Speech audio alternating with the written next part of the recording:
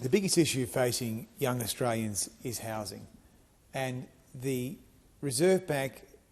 decision to increase interest rates because of the Labor government's loose budget policy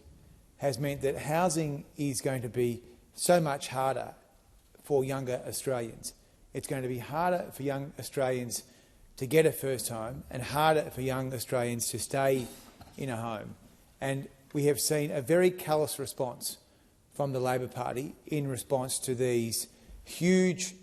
amount of increases in interest rates from the central bank.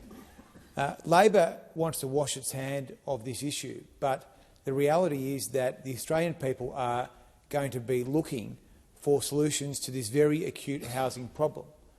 And what we need to see are serious ideas and options to improve supply of housing. We need to see action from the government to smash down on NIMBYism, and we need to see movement from the government to construct more houses beyond their centrepiece boondoggle of the Housing Australia Future Fund, which is more about trying to feather the nests of vested interests at the super funds,